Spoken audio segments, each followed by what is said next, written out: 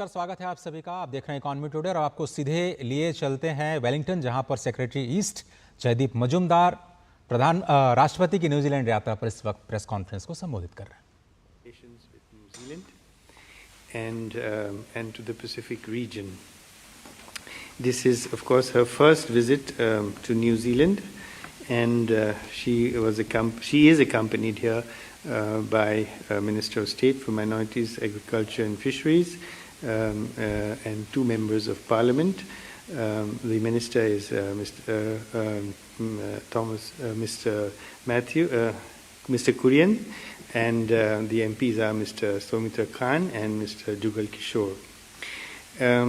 Honorable Rashtrapati Ji was accorded a warm, traditional Maori ceremonial welcome on her arrival and was received by New Zealand's Governor-General, the Right Honourable Dame Cindy Kiro.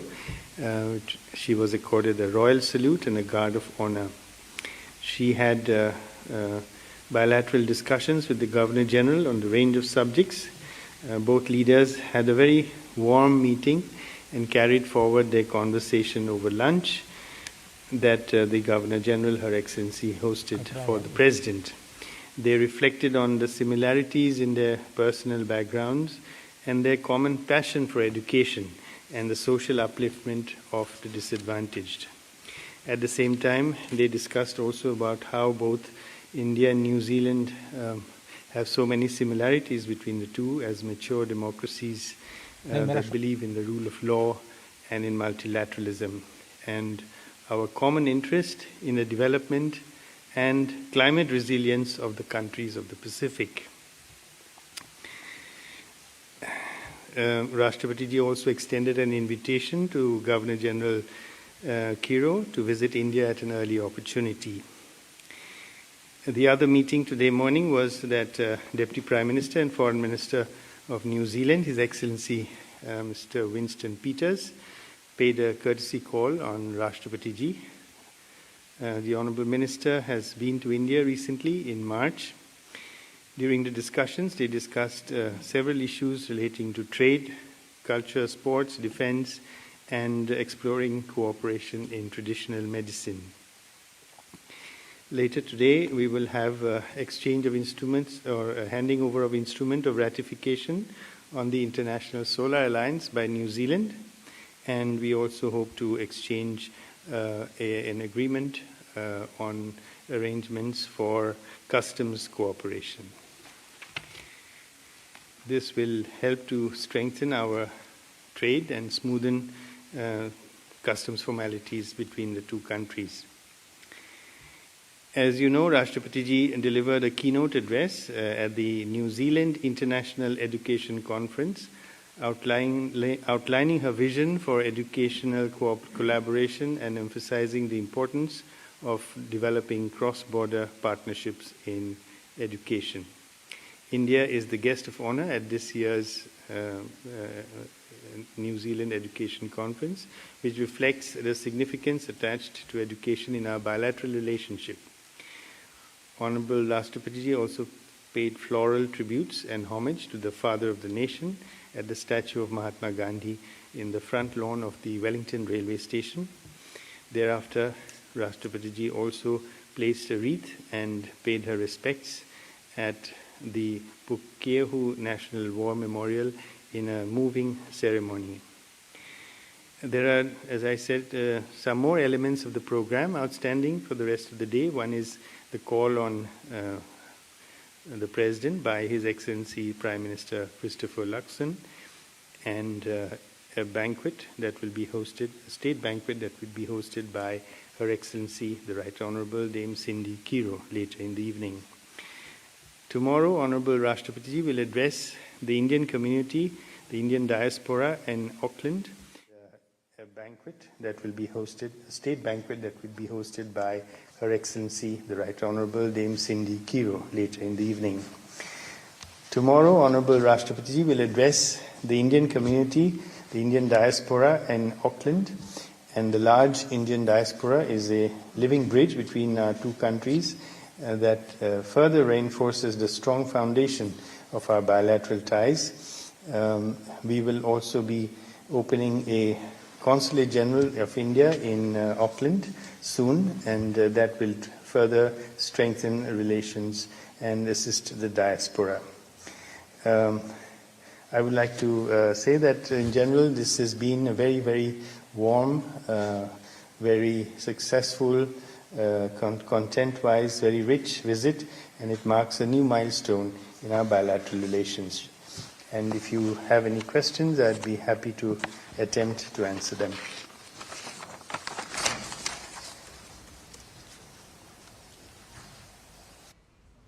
तो भारत और New Zealand के बीच जो द्विपक्षीय संबंध है उसमें एक बहुत बड़ा मील का पत्थर ये साबित हुआ है।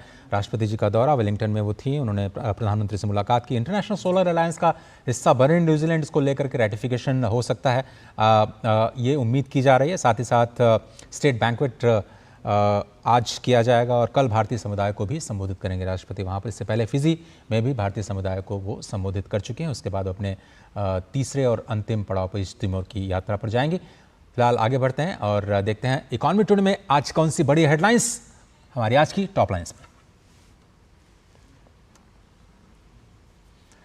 वित्त विधेयक लोकसभा में ध्वनिमत से हुआ पारित। प्रॉपर्टी पर कैपिटल गेन टैक्स में नागरिकों को नई और पुरानी टैक्स व्यवस्था में चुनाव करने का विकल्प। स्वास्थ्य बीमा सेवाओं पर जीएसटी के मुद्दे पर वित्त मंत्री ने विपक्ष की धरने वाली राजनीति पर उठाए सवाल। कहा, जीएसटी पर फैसले संसद में नहीं, जीएसटी काउंसिल में तय होते हैं। क्या धरना करने वालों ने अपने राज्यों के वित्त मंत्रियों से इस मुद्दे पर बात की? आरबीआई शक्तिकांत दास सुबह 10 बजे करेंगे मौद्रिक नीति का ऐलान। देश में ब्याज दरों को तय करने वाली मौद्रिक नीति समिति के फैसलों पर सभी की निगाहें।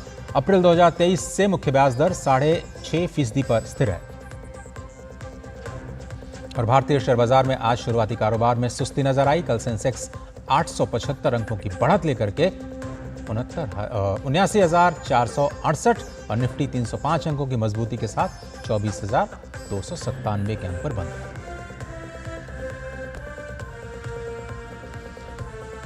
तो ये कुछ बड़ी हेडलाइंस कारोबार जगत की जिन पर हमारी निगाहें रहेंगी और इकोनॉमी टुडे को आगे बढ़ाते हैं और देखते हैं कि आज कौन सी बड़ी खबर है। सबसे पहले आरबीआई की मौद्रिक नीति की बात करें। मौद्रिक नीति समिति की बैठक के बाद आज आरबीआई गवर्नर शक्तिकांत दास फैसलों की घोषणा करेंगे। बैठक में महंगाई दर, रेपो रेट, अर्थव्यवस्था से संबंधित मुद्दों पर चर्चा हुई है और आरबीआई की 6 सदस्यों की मौद्रिक नीति समिति लगातार 9वीं समीक्षा में रेपो रेट पर यथास्थिति बरकरार रखने की उम्मीद की जा रही है।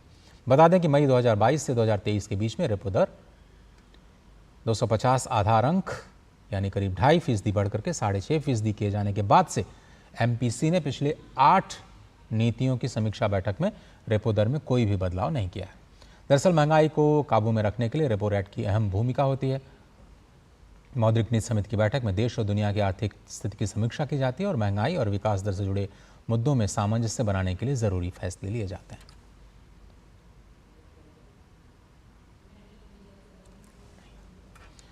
जैसे हम लगातार बता रहे हैं कि 8 बार से ये जो रेपो रेट है, और रेपो रेट वो दर होती है जिसमें केंद्रीय बैंक यानी आरबीआई बैंकों को ब्याज देता है।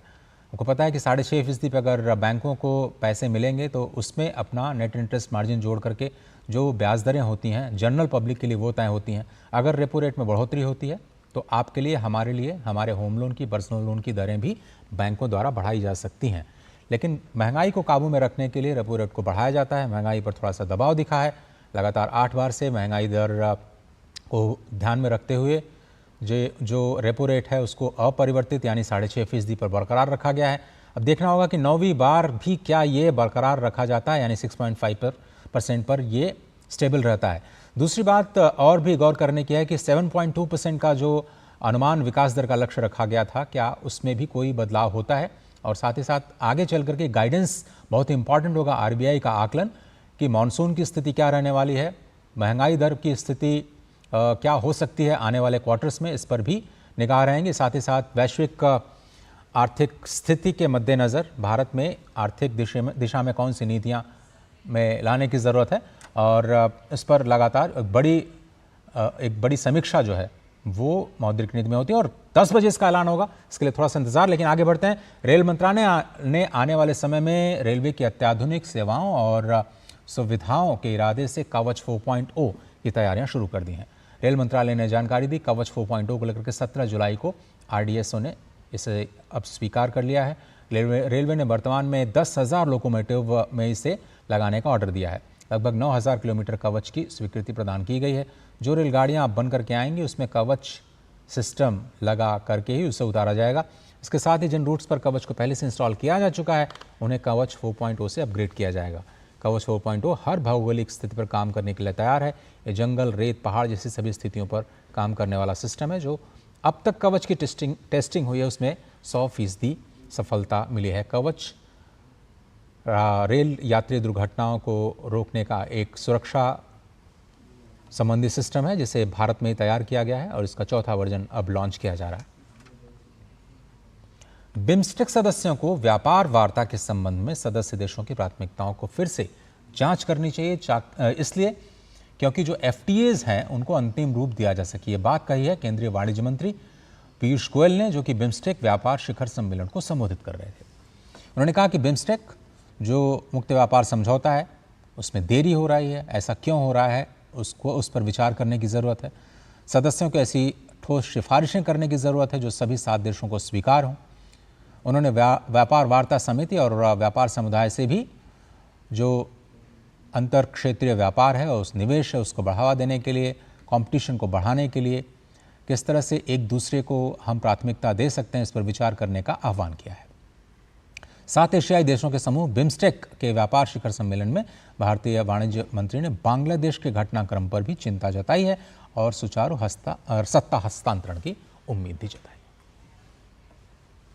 बाजार की बात कर लेते हैं। गिफ्ट निफ्टी की शुरुआत कैसी हुई आपको दिखाते हैं। और कल आपने देखा था कि तेज़ी के बाद आज प्रॉफिट बुकिंग, गिफ्ट निफ्टी जो संकेत मिल रहे थे 120 अंक नीचे, आज गिफ्ट निफ्टी में गिरावट का रुख दिखाई दिया 24,265 और वही रिफ्लेक्ट हुआ आज की ओपनिंग में। निफ्टी 24,244 पर 53 अंक नीचे खुलता हुआ नजर आया और सेंसेक्स में भी सुस्ती के साथ कारोबार की शुरुआत हुई। सेंसेक्स की ओपनिंग आज 243 अंक नीचे 79,224 के स्तर पर हुई। आज के टॉप गेनर्स देख लेते हैं जहां पर निवेशकों को फायदा हो रहा है। टाटा मोटर्स, सिप्ला, आयशर मोटर्स, हिंडाल्को और आईटीसी में आधी फीसदी से करीब 0.25% तक का फायदा आज के कारोबार में दिख रहा है। वहीं गिरने वाले शेयर्स आज की शुरुआत में इन्फोसिस, अभी भी जीएसटी जो डिमांड है उसका खतरा लगातार इन्फोसिस पर दिख रहा है। जेएसडब्ल्यू स्टील, एलटीआईएम, विप्रो और टाटा स्टील में भी 1% से 1.25% तक की गिरावट दिखाई दे रही है। इकॉनमी टुडे में अब बात करते हैं आज के फोकस की।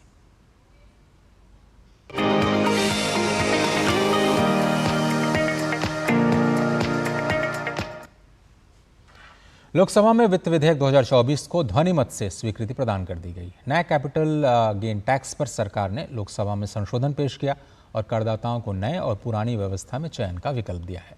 वित्त मंत्री ने लोकसभा में वित्त विधेयक पर हुई चर्चा का जवाब देते हुए कहा कि इंडेक्सेशन के नियमों को आसान बनाया गया है। उधर स्वास्थ्य बीमा पर जीएसटी के मुद्दे पर भी विपक्ष पर वित्त मंत्री ने राजनीति करने का आरोप लगाया। लोकसभा ने वित्त विधेयक 2024 को मंजूरी दे दी है। लोकसभा में 2 दिनों तक विधेयक पर चर्चा की गई। वित्त विधेयक में कराधान और सरकारी खर्च से जुड़े अलग अलग प्रस्ताव शामिल हैं। वित्त विधेयक पर चर्चा का जवाब देते हुए वित्त मंत्री निर्मला सीतारमण ने कहा कि प्रस्तावित संशोधन से रियल एस्टेट कंपनियों की बिक्री पर लॉन्ग टर्म कैपिटल गेन के लिहाज से कोई अतिरिक्त कर बोझ नहीं पड़ेगा। वित्त मंत्री ने वित्त विधेयक में ताजा संशोधनों के बारे में जवाब देते हुए कहा कि 23 जुलाई 2024 से पहले खरीदी गई संपत्ति के लिए करदाता बगैर इंडेक्सेशन के 12.5% और इंडेक्सेशन के साथ 20% की दर का विकल्प चुन सकते हैं। It was no revenue consideration for which we removed the indexation provision. We wanted to bring in simplification. We wanted to treat all assets equal, all asset class equal, and therefore we brought it in. But if people are clear that indexation is what they want, we've now given that option as well. So there is no revenue consideration or greed for more money to earn from people who have invested in their house. It is only to simplify that we brought that in. वित्त मंत्री ने चर्चा पर जवाब में कहा कि budget में स्टार्टअप कंपनियों के लिए एंजल टैक्स को हटा दिया गया है और शेयर्स पर कैपिटल गेन की सीमा को 1 लाख से बढ़ाकर 1.25 लाख रुपए कर दिया गया है, जिसका फायदा मध्यम वर्ग को मिलेगा। नई टैक्स व्यवस्था को लेकर करदाताओं के बढ़ते रुझान पर वित्त मंत्री ने कहा कि 5.25 करोड़ लोगों ने नई टैक्स रिजिम में आयकर रिटर्न दाखिल किए हैं। विपक्ष द्वारा स्वास्थ्य बीमा पर 18% जीएसटी के बारे में वित्त मंत्री निर्मला सीतारमण ने कहा कि जीएसटी पर फैसले लेने का अधिकार संसद का नहीं बल्कि जीएसटी काउंसिल का है, और सवाल उठाया कि विपक्ष ने अपने राज्य सरकारों के साथ इस मुद्दे पर बात की है या नहीं। मेडिकल इंश्योरेंस के ऊपर जीएसटी आने से पहले से हर स्टेट में प्री जीएसटी टैक्स लगता था। ये नया विषय आज नहीं आया है और जीएसटी पैदा होने के बाद नहीं आया, हर स्टेट में था पहले। आज आकर इधर प्रदर्शनी करने वाले हर एक से मैं पूछ रही हूं, आपके स्टेट में पहले बात की है क्या? उसको हटाओ, नहीं किए। वित्त मंत्री निर्मला सीतारमण द्वारा पेश की गई कई आधिकारिक संशोधनों को स्वीकार करने और विपक्ष द्वारा प्रस्तावित संशोधनों को खारिज करने के बाद वित्त विधेयक को लोकसभा से पारित कर दिया गया। अब इस विधेयक को राज्यसभा के पास भेजा जाएगा और इसके बाद राष्ट्रपति की मुहर लगने के बाद यह कानून बन जाएगा। Bureau report, DD news. और शुभ भट्टाचार्य जी, वरिष्ठ आर्थिक पत्रकार, हमारे साथ जुड़ रहे हैं। वित्त विधेयक और साथ ही साथ जो आरबीआई की मौद्रिक नीति है उस पर हम बात करेंगे। शुभ में बहुत धन्यवाद आपका वक्त निकालने के लिए। सबसे पहले तो ये जो कैपिटल गेन टैक्स का मामला था जिसको इंडेक्सेशन के साथ बजट में लाया गया था, अब ये विकल्प दे करके, जिस तरह से हम रिटर्न पे हमारे पास विकल्प है कि हम पुरानी रिजीम और नई रिजीम में चुन सकते हैं, उसी तरह से कैपिटल गेन पर भी अब वित्त मंत्री ने रास्ता साफ कर दिया। कन्फ्यूजन शायद अब दूर हो गया होगा। कन्फ्यूजन तो बिल्कुल ही दूर हो गया है एंड कन्फ्यूजन दूर होना भी चाहिए था, क्योंकि टैक्स में जो भी बदलाव है, मेरा मानना है कि वो सारी चीजें कुछ धीरे से किया जाए। यानी कि वित्त मंत्री का जो एक डायरेक्शन है वो बिल्कुल सही है, लेकिन इन सब चीजों में चूंकि बहुत सारे लोग इन्वेस्टमेंट तब किए थे जब इनको पता नहीं था कि इसके बदलाव होंगे, तो एक टाइम लिमिट यानी कि 2 साल वगैरह अगर रखा जाए तो मुझे लगता है कि वो बेहतर रहेगा, क्योंकि उससे लोगों को अपना टैक्स प्लानिंग में आसानी है। अभी जो वित्त मंत्री जी ने जो फाइनेंस बिल में जो संशोधन किए हैं, उससे यही होता है कि नए टैक्स रेजिम में जाने से पहले इन्वेस्टर्स देख सकते हैं कि पुराने टैक्स रेजिम में इंडेक्सेशन लेकर उनको बेनिफिट होगा या नहीं। और बेसिकली ये मैं कह देता हूँ कि ये हाउसिंग का सेल ज्यादा कौन करते हैं, जनरली स्पेकुलेशन में ही होता है ना, सेकेंड हाउस में, फर्स्ट हाउस में नहीं होता है। मैं घर खरीदा, घर में रहूंगा, उसमें तो कोई टैक्स का होता नहीं है। ये होता है उसमें जिसमें मैंने सेकंड हाउस खरीदा, तो मैं ऑटोमेटिकली एक इन्वेस्टमेंट का आइडिया से चल रहा हूँ। इन्वेस्टमेंट करना कोई खराब बात नहीं है। तो वित्त मंत्री जी ने जो आइडिया दिए हैं, जो एडवांटेज दिए हैं कि भाई हम सेकंड बारी में, मतलब हम टाइम देंगे लोगों को कि भाई अगर इसमें रहना चाहते हैं तो बिल्कुल ठीक है, नहीं तो अगर नए टैक्स रेजिम में जाना चाहते हैं तो वो भी स्वीकार है। I think is a very good major.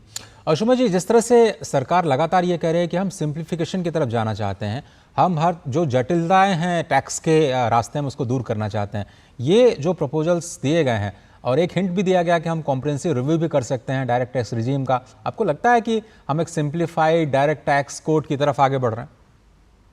बिल्कुल, और खासकर इन सभी चीज़ों को अभी डायरेक्ट टैक्स रिव्यू में इन सब चीज़ों को लाया जाएगा, क्योंकि सेविंग्स के ऊपर किस तरह का रवैया रहेगा सरकार का, उसका सोच विचार करने का समय मिलेगा।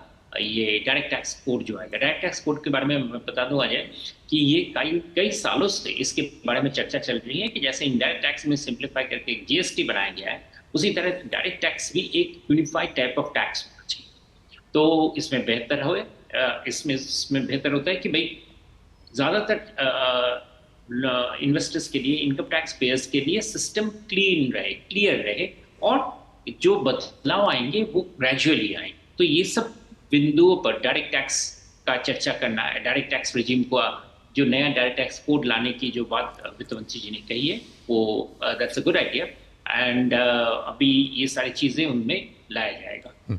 शुभा जी, अब हम बात करते हैं ये जो जीएसटी का मुद्दा है, हेल्थ बीमा पर जो जीएसटी की मांग विपक्ष के कई सारे जो सदस्य हैं वो कर रहे थे, प्रदर्शन कर रहे थे संसद में, इसको वापस लेने की बात कर रहे थे। अब वित्त मंत्री ये कह रहे हैं कि भाई पहले आप जीएसटी काउंसिल के पास जाइए, वो रिकमेंडेशन करेगी, उसके बाद हम संसद में कोई संशोधन लेकर के आ सकते हैं। तो आपको लगता है कि ये अब रास्ता जीएसटी काउंसिल के पास एक तरह से बॉल जो है उनके कोर्ट में डाल दी है वित्त मंत्री ने? ये पहले से ही था अजय, क्योंकि जीएसटी में कोई भी रेट का बदलाव, कट या बढ़ाना या कोई भी बदलाव आएगा जो वो जीएसटी काउंसिल ही करेंगे। इसमें केंद्र सरकार बजट के थ्रू से इस कोई प्रावधान नहीं है, तो इसलिए जीएसटी काउंसिल के पास ही था। इसमें ऑफ कोर्स हर मुद्दों पे होता है कि एक हवाबाजी होती है, एक चर्चा होती है, क्योंकि लोगों ने बोला है कि भाई जीएसटी में बदलाव होनी चाहिए। मैं मानता हूँ कि इंश्योरेंस, लाइफ इंश्योरेंस के ऊपर 18% टैक्स रेट कुछ ज़्यादा ही है, और बहुत सारे आइटम के साथ ये सारा आइटम वो है जो एसेंशियल है, लक्जरी नहीं है। तो लक्जरी चीज़ अगर नब नहीं है तो उसके ऊपर रेट्स कम रहे ज़रूर, लेकिन कम रहे, जो रीजनेबल। तो लेकिन इट्स अल्टीमेटली जीएसटी काउंसिल, यानी कि स्टेट के जो फाइनेंस मिनिस्टर्स है वो और केंद्र सरकार के फाइनेंस मिनिस्टर्स, उनको मिलकर ये डिसाइड करना पड़ेगा। मुश्किल ये है कि भाई जैसे जीएसटी का कलेक्शन बढ़ता जा रहा है तो किसी भी स्टेट में ये उत्साह, दिलचस्पी नहीं दिख रहा है कि वो रेट्स में कमी आए जी। लेकिन रेट्स में कमी लाने रेट रैशनलाइजेशन को लेकर के जो ग्रुप ऑफ मिनिस्टर्स की एक कमेटी बनी है वो भी शायद अब रिपोर्ट देगी अगली काउंसिल मीटिंग में, जिसमें हो सकता है कुछ चीज़ों में रिवीजन आए जीएसटी उसमें आएगा। लेकिन जीएसटी इंश्योरेंस की बात नहीं हुई है, इसलिए मैं अभी I am not very sure कि उसमें आएगा जी तक होगा जी। अशोक जी, अब चलते चलते आरबीआई की पॉलिसी अब थोड़ी देर में आने वाली है, आपकी क्या उम्मीद है रेपो रेट को लेकर के, खासतौर पर जो वर्तमान आर्थिक स्थिति है उसके मद्देनजर? जनरली सारे इकोनॉमिस्ट का कहना है कि भाई इस बार ही आरबीआई अपना रेट फिर से 6.5 पर रखेंगे, लेकिन I take a contrast stand दो वजह से। एक कि इन्फ्लेशन सामूहिक दर से 5.08 पे से गया है, वो सिर्फ लास्ट में, पर ओवरऑल इन्फ्लेशन आरबीआई की जो एक्सपेक्टेशन है बिटवीन 2 and 6% के बीच में रह रहा है। कोर इन्फ्लेशन तो बिल्कुल ही कंट्रोल में है।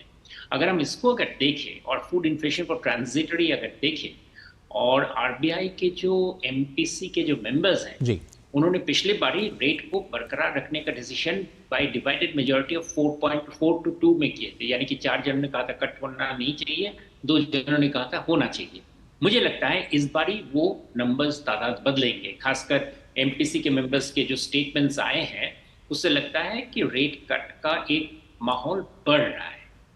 तो आप कह रहे हैं कि दूसरी बात है कि यूएस का जो फेड है उसका रेट का डिसीजन इन सितंबर में आएगा ही, और उसके बाद आरबीआई का डिसीजन आएगा अक्टूबर में फिर से नेक्स्ट रेट का। इसलिए मुझे लगता है to take an advantage of that monitoring जो आरबीआई का जो पोजीशन है, आरबीआई शायद इस बारी might throw a surprise. I am just sort of एक कॉन्ट्रापोजिशन ले रहा हूँ ऑफ कटिंग द रेट, और सो दैट इकोनॉमी में अगर कोई इंसिपेंट वीकनेस आए, खासकर बहुत तरफ से चारों तरफ से ग्लोबली प्रेशर आ रहे हैं, उन प्रेशर्स को और अच्छी तरह से कर देखने के लिए इट इज जस्ट पॉसिबल।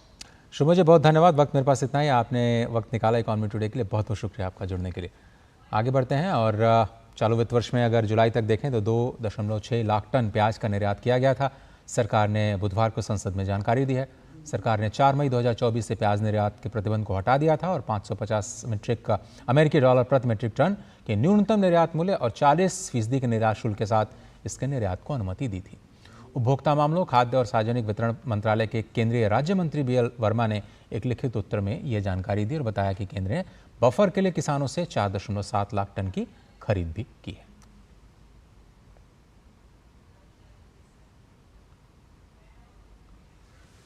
और इकोनॉमी टुडे के आज के इस अंक में सिर्फ इतना ही, लेकिन चलते चलते आपको कारोबार जगत से जुड़ी कुछ और अहम खबरों के साथ छोड़े जाते हैं। फटाफट अंदाज में आप देखते रहिए टीडी न्यूज़। नमस्कार।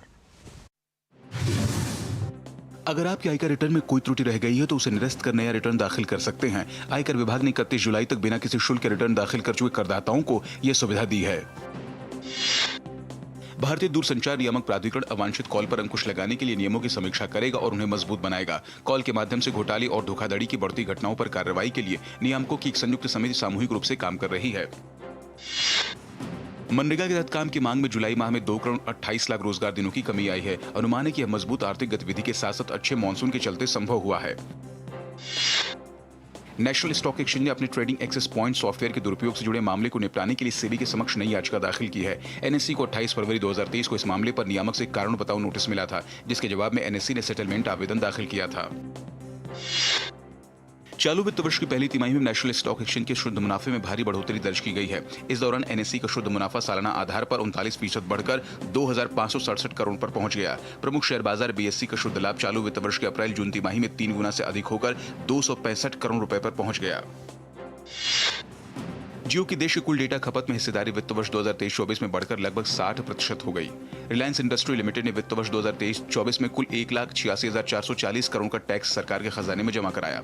कंपनी की सालाना वार्षिक रिपोर्ट में यह बात सामने आई है।